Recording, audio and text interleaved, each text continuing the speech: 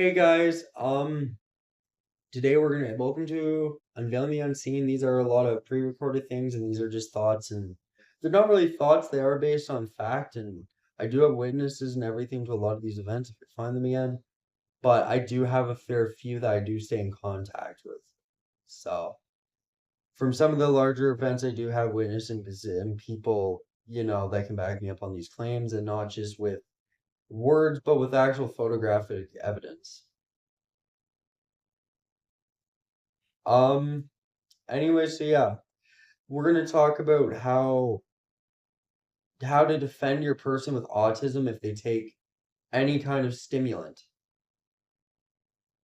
And people might honestly ask what I'm talking about, but if you don't know what I'm talking about, people with Down syndrome have lack of electrons in their brains and the ability to function.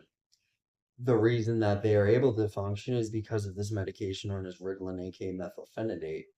Methylphenidate was originally prescribed as an ADHD pill back in 1944 when it was discovered. But the other thing that it was discovered for originally was people with irregular heartbeat need it can help people with irregular heartbeats, meaning that if your heartbeat gets too low and you are prone to weaken falling over, this medication can help you in times like that, as well as many other things.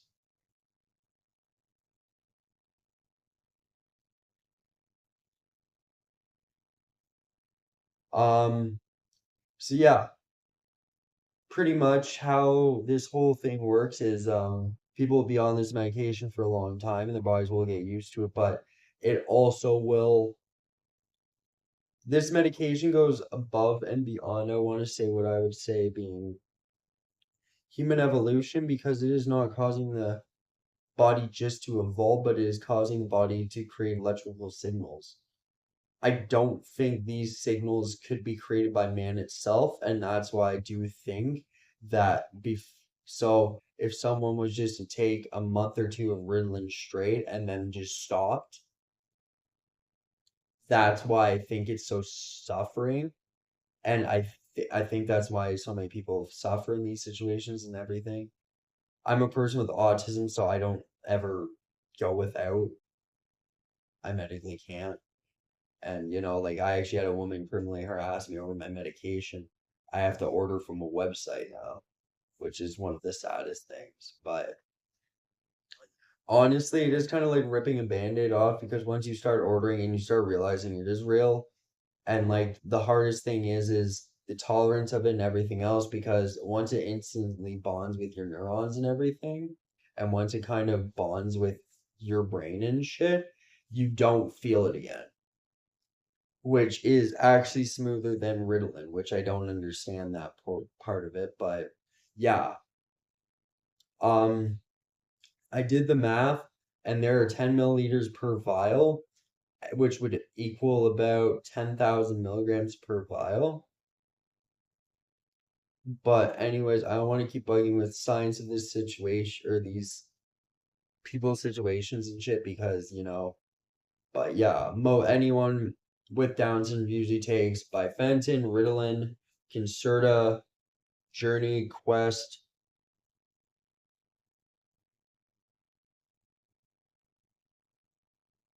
There's a bunch of other show names for Ritalin or trade names.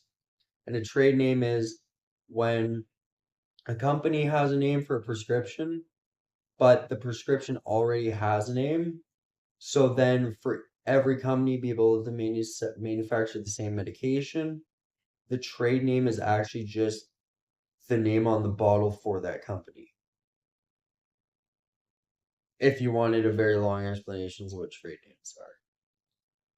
Anyways, so what can happen in these moments if you take away a pill bottle from someone with autism, especially, well, only Ritalin, and yeah, I've seen a lot of people, sex offenders, pedophiles, rapists copy my autism and try to use it as their way to kind of mimic something gentle. I don't know, but I've had a lot of guys also try to attack me because of my youth and my age, and that's all the autism and the medication.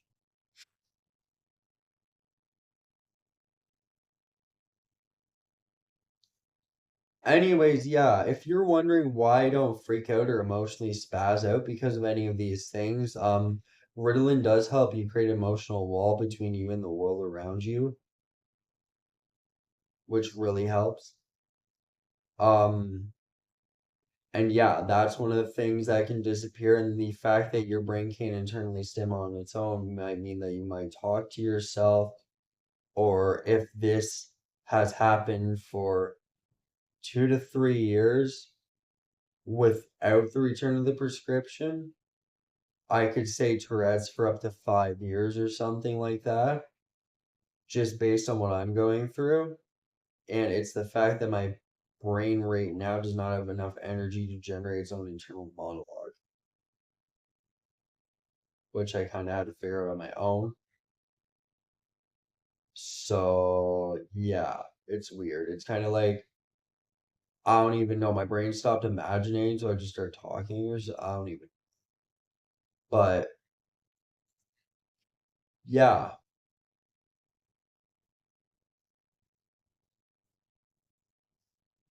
um, oh, okay. So yeah, there's a lot of forewarners I just want to add into this, and I did already, so that's good. Um, yeah, so I would say if you take someone's medication, a Down syndrome person medication, you wouldn't notice too much. It's hard to explain the full scenario of it because it is a very weird one. So to notice someone has taken Ritalin, they have to be on Ritalin for more than a year. For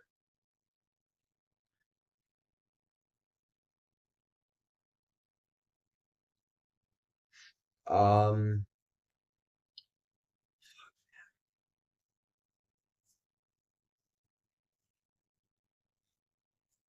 No, I'm just gonna keep rolling. I'm just gonna remember what I was gonna say to you guys here. Oh, okay. So yeah, so how these situations usually actually happen is break-ins. Um, People that hang out around these people, people that will attack these kind of people, people that look for victims, people look for targets. If And like all I'm saying is this whole scenario could be over someone breaking into your fucking window and running around with a pill bottle. Now, here's the first problem. It's a prescribed narcotic with a timed release, which means that if your medication gets stolen and you have Down syndrome, you're fucked for the entire month. And then, you know, there's also this thing that if your medication gets stolen, then you can before this person gets their script back, people think they have the right to send a person to the hospital in this situation and then make changes while they're almost in a state of complete intoxication. That's what like anyone with Down syndrome without Ritalin, you might as well just slap the word internally and infinitely intoxicated by own mind.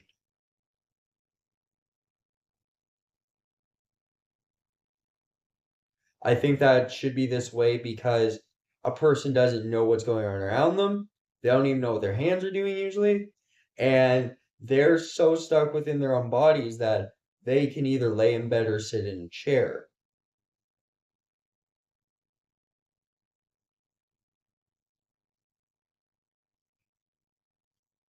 Um, but yeah, so another issue that happens is sterilization. A person with autism doesn't usually have a lot of sensory or electrical stimulation with their junk, which means that if you cause this stimulation to not happen, that also should legally be an act of pedophilia.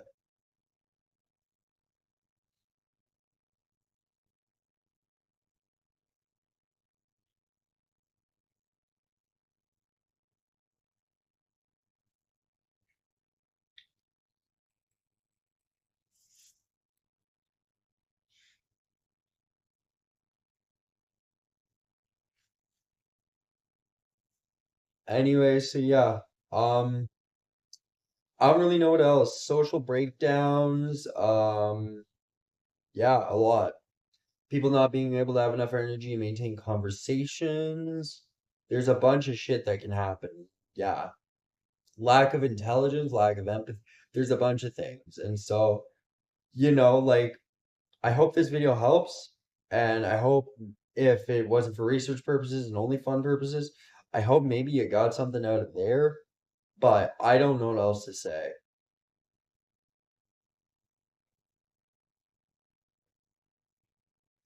Anyways, thank you guys for watching. Have an amazing one. Bye. Thank you so much and take care.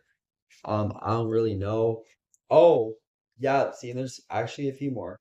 So another scenario I could talk about really quick is when these people are tired and at homes, these other guys, the fucking like gang stalker.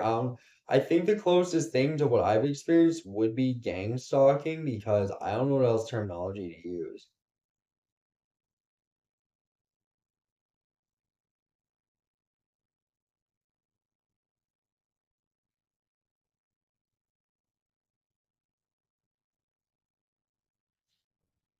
Um, but yeah, so I don't know.